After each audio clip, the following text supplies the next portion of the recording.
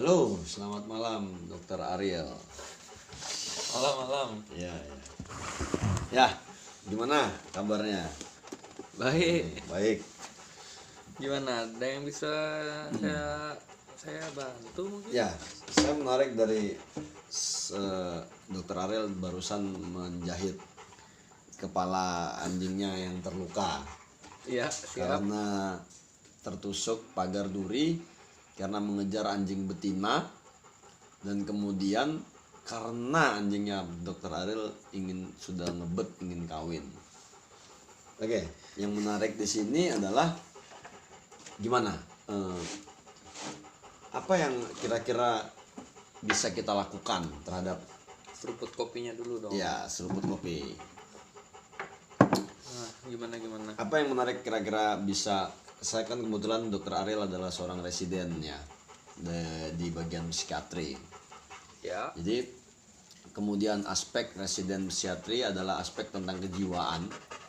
Gimana ini saya menarik, apakah bisa konteks ke anjing, bahwasanya anjing ini sangat begitu antusias karena dia ingin kawin.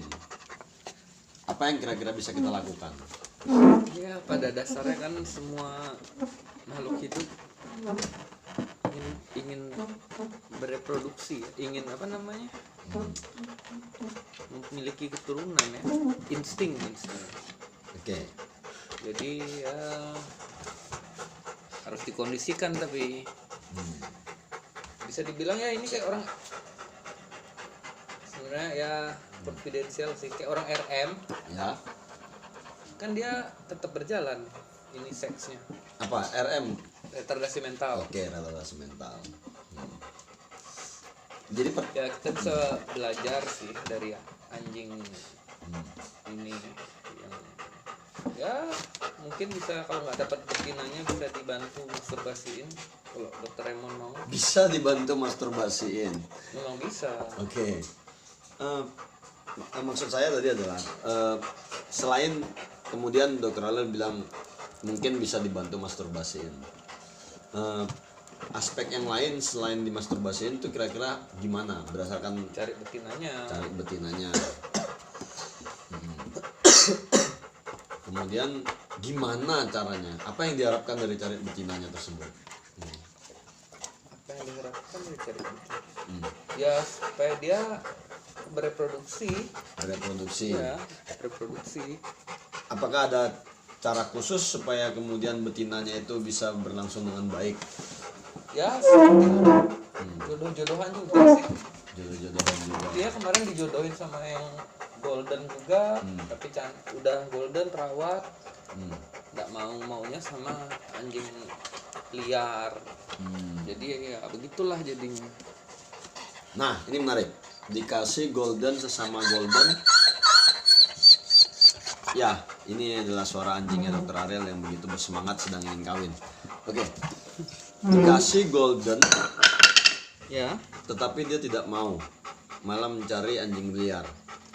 Kalau kita definisikan kepada manusia, Menarik.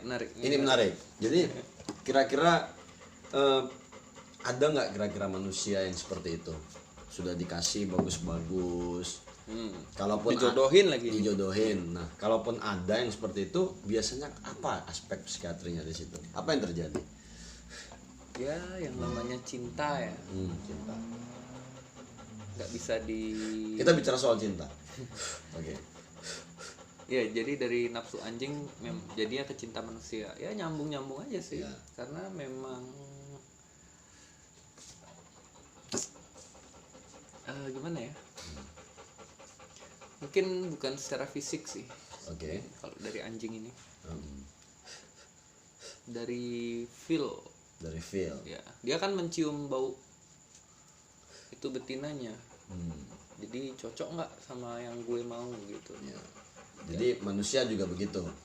Manusia juga begitu. Manusia juga Tapi kan anjing kan pakai panca indera penciuman aja yang paling kuat. Kalau manusia mungkin, kalau cowok mata mungkin. Oke. Mata, Termasuk body language berarti.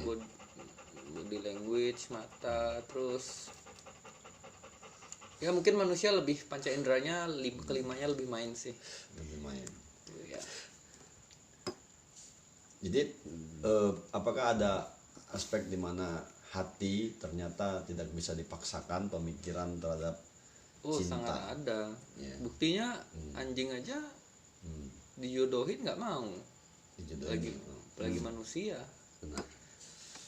Tergantung ya, kalau dijodohin tapi sama-sama mau ya jadi. Berarti, dijodohin tapi sama-sama nggak mau ya tidak bisa dipaksakan. Tidak bisa dipaksakan. Berarti Contohnya seperti anjing, kalau dipaksakan gimana caranya kemarin?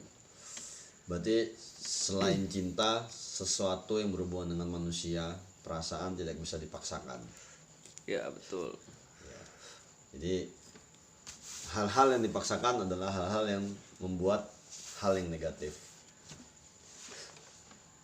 Ya betul.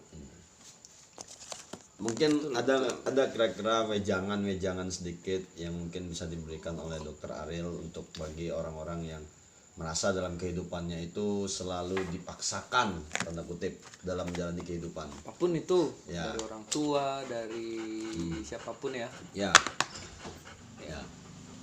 Gimana tadi? Wejangan khusus.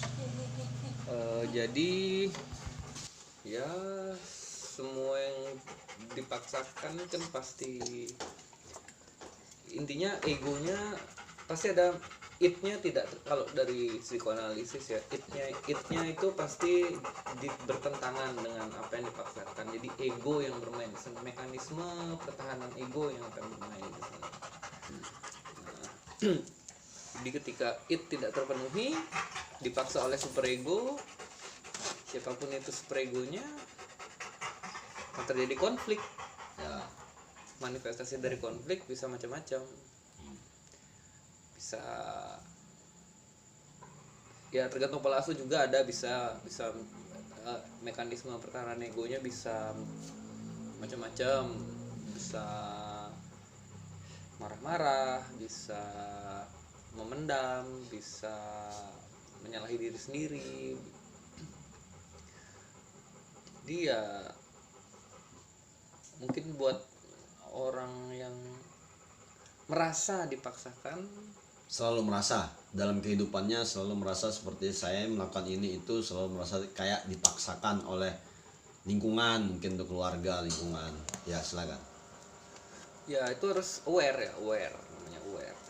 Oh, saya nih melakukannya dengan terpaksa. Outcome-nya gimana sih kalau kita melakukan sesuatu dengan terpaksa? Gimana menurut Dokter Emon kalau kita melakukan sesuatu dengan terpaksa? Ya, kalau sesuatu yang dilakukan dengan terpaksa akan menghasilkan, sudah hasilnya tidak baik, kita pun menjalaninya dengan tidak enak, tidak nyaman, dan selalu ada pertentangan dalam pemikiran. Ya, dan ya intinya tidak datang dari diri sendiri, berarti hasilnya bisa dilihat, dan prosesnya itu yang menyakitkan orang yang dipaksakan. Jadi maksud saya seperti ini, apa yang kira-kira harus dilakukan oleh orang-orang seperti itu supaya mungkin tidak lagi merasa demikian dan mungkin kinerjanya menjadi lebih baik? Intinya aware dulu sih, mengetahui kondisi dimana egonya itu, it-nya itu sedang dipaksakan begitu. Jadi ya balik lagi ke mekanisme adaptasi dirinya gitu. Jika memang harus tapi dia merasa terpaksa, ya adaptasinya yang mekanisme adaptasinya yang dimodifikasi macam-macam. Bisa dengan ngobrol, ventilasi, atau ya menjalani hobi sebagai media pelepas penat. Ya mungkin itu saja sih. Ya memang mungkin orang tidak suka kerja ya, mungkin kerja tuh selalu terpaksa misalnya, tapi uang harus, tapi gimana cara menghidupi keluarga kan? Ya uang harus dapat, tapi gimana supaya enjoy, ya dikondisikan adaptasinya gitu. Berarti harus selalu mengingat apa tujuan utama kita melakukan sesuatu, kemudian agar kita menjadi menyenangkan dan kembali ke kita lakukan dengan proses adaptasi yang baik, begitu kira-kira. Ya betul. Ketika terpaksa tapi harus adaptasinya yang dimodifikasi, coping skill, coping ya, Dan, harus diasah. Ya, dan setiap orang berbeda-beda cara Beda-beda caranya. Balik lagi ke mungkin sedikit tahu psikodinamiknya, bagaimana dia biasanya perlakukan oleh orang tua saat besar, gimana cara handlingnya. Terus mungkin contohnya seperti punya anjing gini, salah satu terapi juga sebenarnya. Nanti akan saya bawakan jurnalnya tanggal 29 mengenai ternyata anjing mempunyai faktor protektif terhadap anak 0 sampai 12 tahun. Di kemudian hari dia akan terproteksi oleh skizofrenia sebesar 25%. Ditunggu via Zoom. Dan saya tunggu pertanyaannya. Siap. Nanti sesi ini selesai ini kita lanjut nanti sesi berikutnya. Ini kayaknya menarik ini. Anda akan memainkan sebuah konsep jurnal yang akan ditampilkan ya. Menarik. Oke, selamat malam dulu. Terima kasih banyak Dr. Ariel malam ini. Sehat-sehat selalu buat anjingnya. Barusan dijahit nih kepalanya ini. Oke, baik. Terima kasih. Selamat malam.